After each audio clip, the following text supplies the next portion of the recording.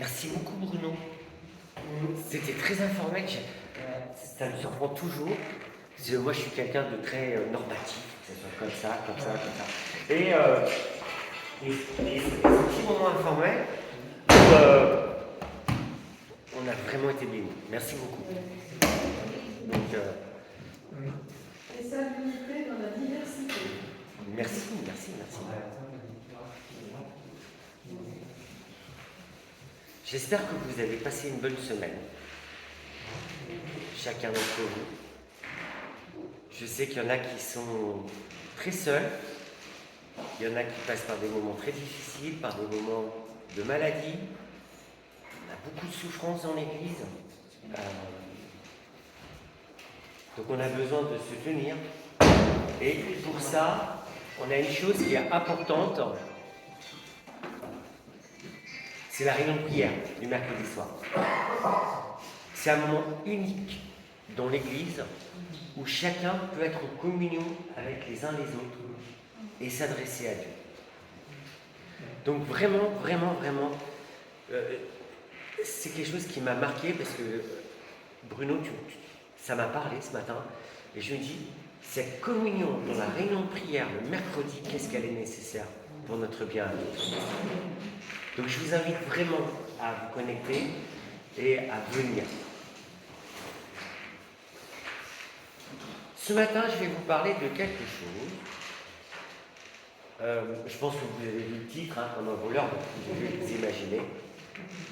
Mais c'est quand même quelque chose d'important. On a des pubs, j'aime bien la pub, une certaine pub, je ne vais pas noter qui c'est qui fait ça, où il y a un monsieur qui arrive et il y a la dame qui présente. Alors là, il y a les bijoux, là, il y a l'argent avec le coffre, là, il y a... Comme si on attendait le voleur. Voilà. Viens chez nous, tout va bien se passer, tu vas voler. Je ne sais pas si vous vous rappelez, on a quelqu'un dans l'église qui s'est fait cambrioler il n'y a pas très longtemps. Et le drame que ça a été. Comment elle a vécu à l'intérieur ce moment où tout d'un coup, on pénètre chez elle, c'est comme si elle avait été violée, qu'elle disait. Et puis on lui prend ses affaires, on lui prend tout.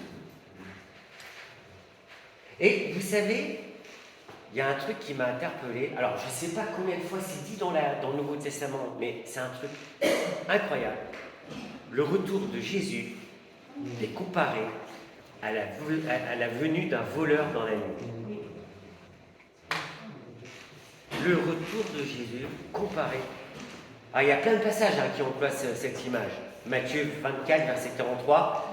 Vous le savez bien, si le maître de la maison savait à quelle heure de la nuit le voleur doit venir, il resterait éveillé et ne laisserait pas percer les murs de sa maison.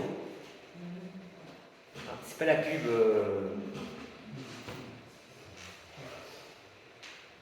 1 Thessaloniciens 5, verset 2. En effet, vous savez bien vous-même que le jour du Seigneur viendra comme un voleur dans la nuit. Ah. L'élément clé que je souhaite qu'on retienne ce matin, c'est que personne ne connaît le jour du retour du Seigneur. Comme un voleur. Et c'est marrant parce que ça nous est répété depuis tout petit, depuis toujours. Mais oui, comme un voleur. Il y a un effet de surprise, mais aussi d'immédiateté. Ça peut être maintenant. Alors on peut continuer, les textes nous disent toujours la même chose, et on les connaît par cœur. Vous connaissez Noé, tout ça, enfin bon. Des hommes mangeront et boiront, se marieront et marieront leurs enfants. Comme ils l'ont fait de tout temps. Bah oui. Quand avant qu'il n'ait le temps de comprendre, le jour du jugement viendra sur eux. Ah, c'est terrible. Paul dit en ces mots, quand les hommes diront paix et sécurité, alors une ruine soudaine fondra sur eux comme les douleurs sur la femme enceinte. Ils n'y échapperont pas. 1 Thessaloniciens 5.3. Jésus va revenir. Et nous devons impérativement marteler ce message à nos contemporains. Et même à nous qui sommes dans l'Église. Jésus va revenir. Mon souhait, réellement, pour chacun de nous, c'est que ce voleur, c'est présenté comme un voleur, dans la nuit, ne nous prenne pas par surprise. Parce que je vous confirme qu'il y a des chrétiens qui seront pris par surprise, par ce voleur. La particularité de ce retour dans la nuit, c'est que souvent il est attribué au retour physique de Jésus qui aura lieu. Oui, le retour physique de Jésus aura lieu. Mais pour ma part, je l'associe aussi au moment de notre vie où tout s'arrête. Ce moment où effectivement le retour de Jésus deviendra mon moment. Parce que oui, Jésus vient me chercher. Les deux doivent être compris. Alors normalement, et je le souhaite, chacun d'entre nous a été éclairé sur le sujet. Tous, on a reçu Jésus. Si vous n'avez pas reçu Jésus ce matin, c'est un sujet qui est brûlant et d'actualité.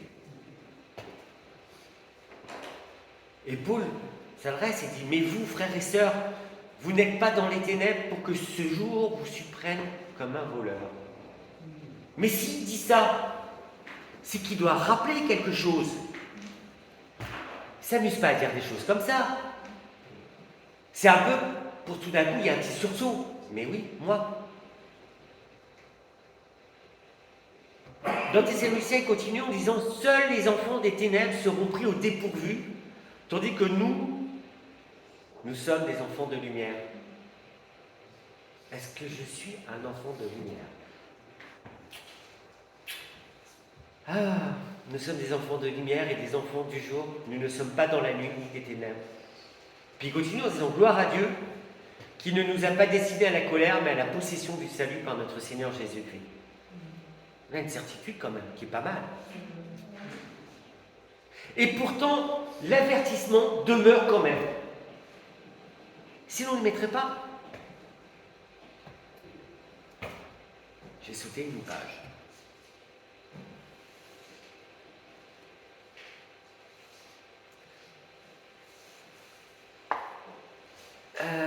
Tenez-vous prêts, car le Fils de l'homme viendra à l'heure où vous n'y penserez pas.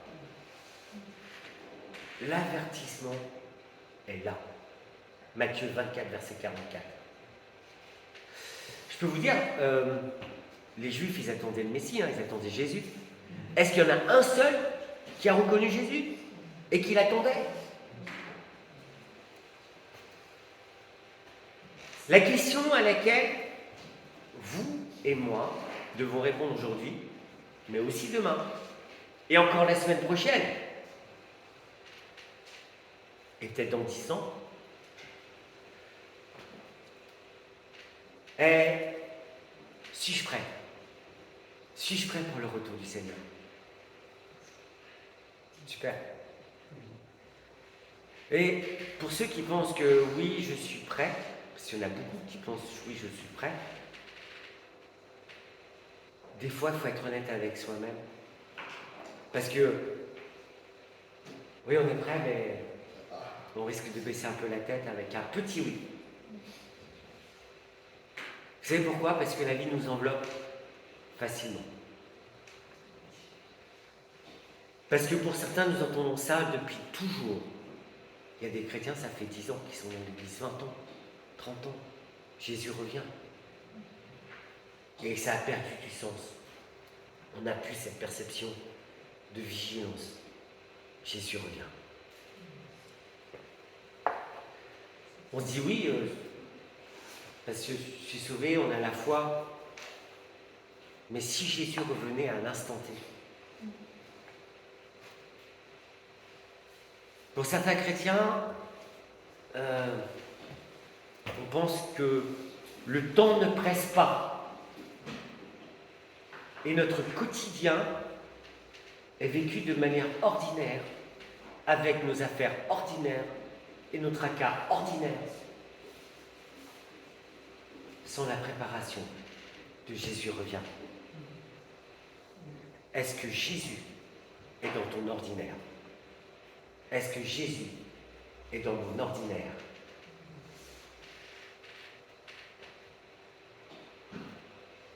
Je pense qu'on a été frappé par des décès dans l'Église. Mais autour de nous, combien d'amis, de proches nous ont quittés de manière soudaine dans leur vie ordinaire? La brièveté de la vie est souvent occultée dans notre ordinaire. Et le voleur, dans la nuit, se situe dans cette brièveté. Est-ce que j'en ai conscience?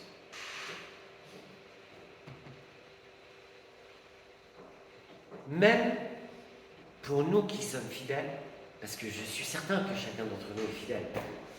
Merci Seigneur. Des fois, il y a des écarts, on est sauvé par la grâce, d'accord. Mais il y a des choses qu'on doit quand même se poser la question. Est-ce que je suis réellement préparé à rencontrer Jésus? Est-ce que ma maison est rangée? Le ménage impeccable? La table dressée? Et là, je parle de notre cœur intérieur. C'est là la vraie question. Et dans notre ordinaire, c'est ça qui doit être priorisé. C'est pour ça que dans tout le Nouveau Testament, on nous parle de ce voleur qui vient dans la nuit.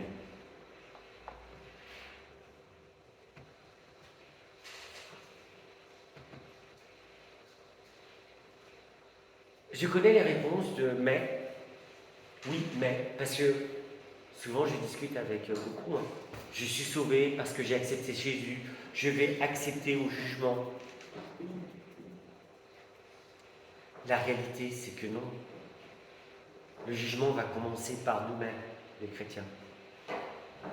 Nous sommes sauvés, oui, mais 1 Pierre 4, verset 17. Le commencement va commencer par la maison de Dieu. Alors si c'est par nous qu'il commence, quelle sera la fin de ceux qui n'obéissent pas à l'évangile de Dieu? Je vous laisse chercher le verset si vous voulez. Ça veut dire que ma responsabilité de veiller, de prier, d'être prêt à rencontrer Jésus est engagée. Veillez puisque vous ne savez pas quel jour votre Seigneur viendra. Et nous pensons tellement au retour physique du Seigneur. Mais même si c'est le retour physique du Seigneur, ça peut être maintenant. Mais le retour de Jésus dans ma propre vie, qui vient me chercher, cette immédiateté que je ne connais pas. Pour ce qui est du jour et de l'heure, personne ne les connaît, ni les anges des cieux, ni le Fils, mais le Père seul. Comme au jour de Noé. On la raconte cette histoire. Ainsi en sera-t-il à l'avènement du Fils de l'homme, à l'avènement de Jésus. Car dans les jours qui précédèrent le déluge, les hommes mangeaient, buvaient, se mariaient. On l'a lu. Et personne ne se doutait. Puis on se moquait même. Mais aujourd'hui c'est pareil. Jésus revient, ça fait 2000 ans. Il revient quand là? Oui, mais quand la surprise elle est là, qu'est-ce qui se passe? Le texte que nous voulons lire, Matthieu 24, nous annonce un jour spécial qui s'en vient, un jour unique, un jour sans précédent, le jour où Jésus reviendra sur la terre. Il y a dans ces versets au moins 3 certitudes au sujet de retour de Jésus, qui sont des certitudes qu'il est toujours très important de les rappeler. Nous devons être prêts. Et je le martèle ce matin. Je Je crois que Dieu nous laisse volontairement dans l'ignorance au sujet du moment du retour de Jésus pour que nous exercions notre foi et notre fidélité. En aucun cas pour nous tenir sous un joug quelconque, même si un jour nous serons jugés. Parce que si j'attends le retour de Jésus avec un joug en disant j'ai peur d'eux, non, c'est pas ça. Un Dieu d'amour, un Dieu qui nous a pardonné, un Dieu qui nous a lavés, un Dieu qui est venu nous chercher, un Dieu qui nous prend par la main. Mais ce qu'il attend de nous, mon cœur, que mon cœur soit prêt. Nous attendons notre libérateur, la fin des douleurs, des souffrances, la délivrance. Il y en a qui ont peur de mourir, hein. Mais peut-être que ça passe par là. Alors, je ne souhaite pas avoir un problème à tout le monde. Mais je crois que ce que Jésus demande, c'est que nous nous accrochions à ses promesses, fidèlement, pour pouvoir l'accueillir. Il n'y a pas que ça qu'il nous demande. Et ça s'est martelé dans tout le Nouveau Testament, et souvent on ne le fait pas, et on va être responsable de ça. Il nous demande d'avertir nos contemporains comme Noé l'a fait. Et c'est un acte d'amour. Si vous aimez Jésus, vous aimez votre prochain comme vous-même. Si vous aimez votre prochain comme vous-même, vous voulez le sauver. C'est pas vous qui le sauvez, c'est Dieu. Pour combien de personnes vous priez aujourd'hui afin qu'elles rencontrent Jésus et qu'elles soient sauvées? Échapper à la mort. Mais cette mort, c'est quoi? C'est ce jugement qui nous séparera définitivement de Dieu. Parce que c'est là ce qui attend tout homme qui n'a pas accepté Jésus. Alors je ne vais pas reprendre comme au jour de Noé, vous avez compris. Ils ne se doutèrent de rien, vous avez compris. Est-ce que j'ai fait douter les personnes qui sont proches de moi sur la fin qui va leur arriver, sur la brièveté de la vie? Oui, Jésus revient, mais ça peut être maintenant.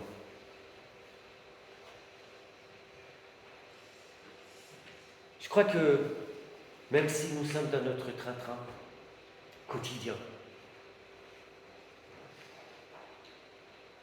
il y a un truc qui doit être important. C'est placer Jésus au centre. Nos amis pensent souvent que c'est loin, que le quotidien actuel va toujours se poursuivre indéfiniment. Ça se renouvelle. Et pourtant, vous avez vu l'actualité, tremblement de terre, guerre, je ne sais plus quoi qui a déraillé, qui a sauté. On est dans un monde. On n'a pas le droit de penser ça. Le voleur, dans la nuit, est à notre porte. À votre porte. Vivre dans un faux sentiment de sécurité, c'est ce que nous vend notre monde. La fin peut être terrible. Et la fin est terrible. Et la fin, on la voit. Est-ce que vous êtes dans ce sentiment de sécurité? Jésus revient. Des exemples, nous en avons tellement sous nos yeux. Je les ai cités. Et pour tous ces gens, c'est trop tard. On ne sait pas, dans les 40 000 personnes qui sont décédées dernièrement dans ce tremblement de terre. Quelle horreur! Oui, quelle horreur! Et c'est trop tard! Non, je ne veux pas vous catastropher. C'est juste la réalité. l'Éternel ferma la porte de l'arche. Et le déluge vint sur la terre, tous périrent, sauf Noé et sa famille. Genèse 7, verset 7. On y est dans le même cas de figure, à peu près. C'est pas la même chose, bien sûr, mais c'est la même photo que notre monde vit aujourd'hui. Quand Jésus me dit « veillez »,« veille », qu'est-ce que ça veut dire au juste? Je sais une chose, c'est que ça ne veut pas dire essayer de déterminer la date de son retour. Non. Paul dit aux Corinthiens, veillez, demeurez ferme dans la foi. Demeurez ferme dans la foi. Veiller signifie vivre dans la foi. Sans la foi, il est impossible de plaire à Dieu. On peut sortir tout un tas de versets. Mais la foi implique beaucoup de choses. Quand le Seigneur nous appelle à vivre dans la foi en lui, ça implique repentance.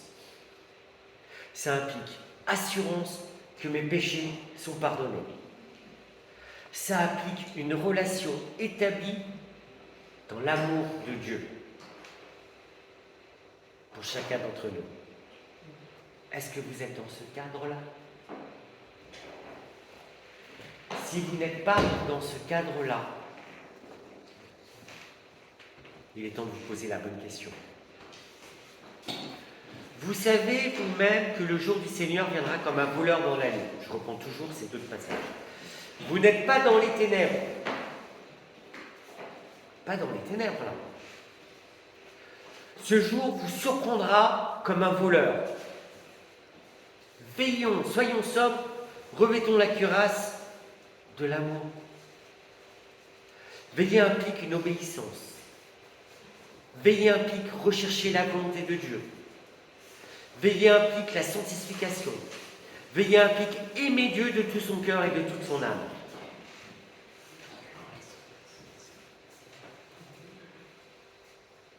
Rechercher la sanctification sans laquelle personne ne verra le Seigneur. Mais oui, la sanctification, ça fait partie de notre...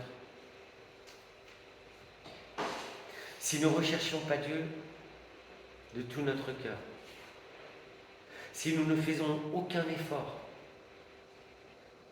pour mettre à mort notre vieille nature, nous ne sommes pas en train de veiller.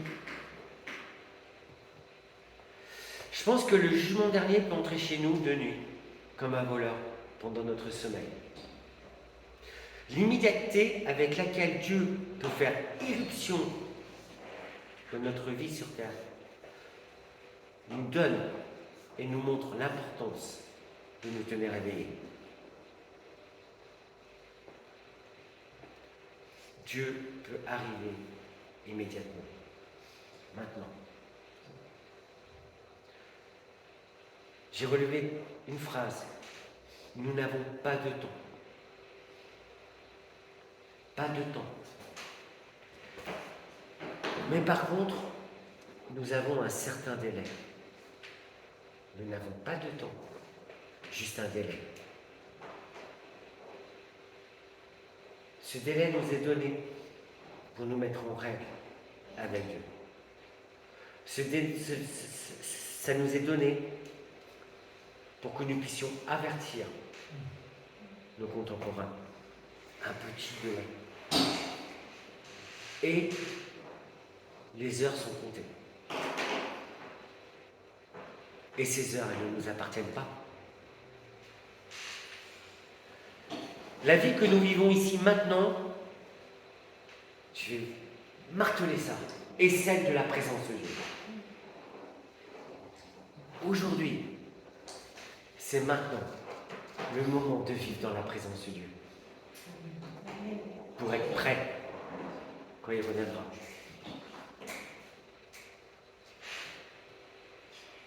On fait peur avec l'immédiateté, mais elle est réelle. Et pourtant, il y a des choses extraordinaires. La présence de Dieu, elle est là avec cette promesse. Cette parole qui, pour certains, je vais jeter dans la rocaille. Vous connaissez le parabole? Pour certains, dans l'ivraie, les ronces, mais aussi la bonne terre. Et la bonne terre, on ne la connaît pas. Mais on doit annoncer à nos contemporains pour que celui qui a la bonne terre puisse recevoir cette parole et puisse vivre la présence de Dieu. C'est pas merveilleux de vivre la présence de Dieu?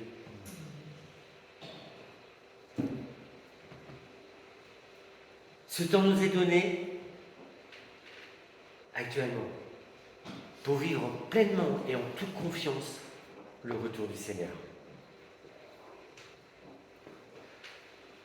Oui, qui certainement viendra physiquement sur terre comme un voleur dans la nuit un jour, mais le retour pour nous qui peut être notre fin sur terre.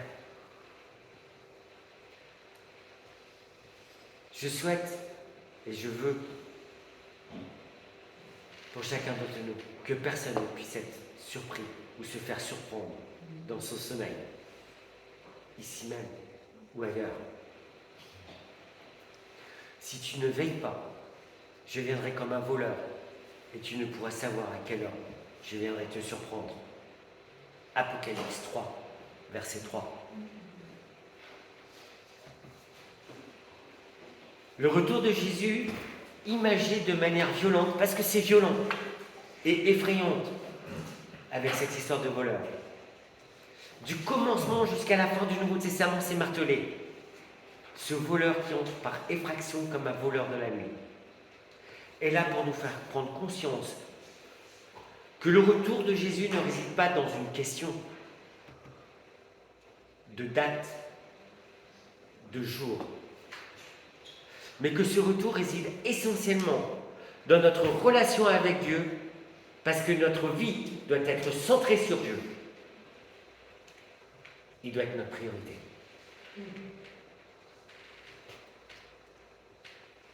Si on fait ça, le caractère violent de ce voleur qui vient dans la nuit laissera place à l'attente de notre Seigneur qui vient nous chercher pour être avec lui. Est-ce que vous voulez que Jésus vienne vous chercher ce matin?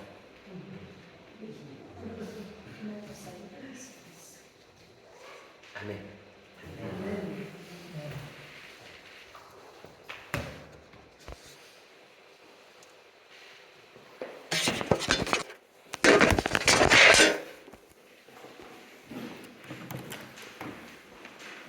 Merci.